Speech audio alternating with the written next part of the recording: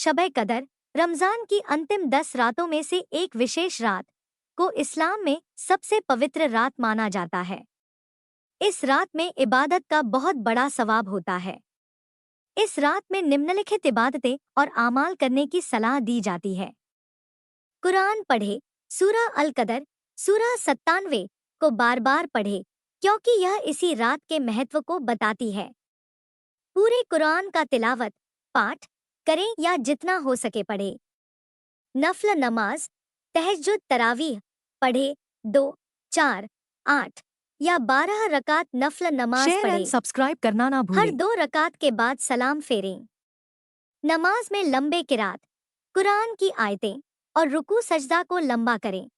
दुआ और इस्तिगफार, माफी मांगना, दुआए कुनूत, दुआए जोशनेकबीर या अपने शब्दों में अल्लाह से माफी, रहमत और हिदायत मांगे।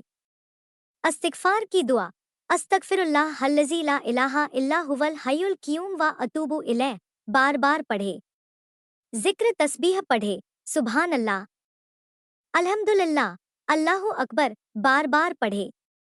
दुरूद शरीफ पैगंबर मोहम्मद सल्लल्लाहु अलैहि वसल्लम पर दुरूद भेजें। गरीबों को खाना, कपड़े या पैसे दान करें। इस रात का एक पल भी नेकियों में गुजारे। रात जाग कर इबादत करें। पैगंबर सल्लल्लाहु अलैहि वसल्लम ने रमजान के आखिरी 10 दिनों में इबादत को और बढ़ा दिया था। इस रात को जागकर इबादत में बिताएं। शब-ए कदर की मशहूर दुआ अल्लाहुम्मा इन्नका अफुव्वुन तुहिब्बुल अफ़्वा फ़अफ़ु अन्नी।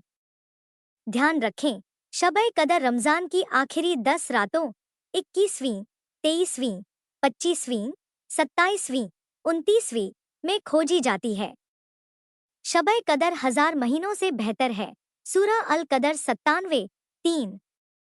इस रात को इबादत, दुआ और तौबा के साथ गुजारे ताकि अल्लाह की रहमत और मगफिरत हासिल हो सके।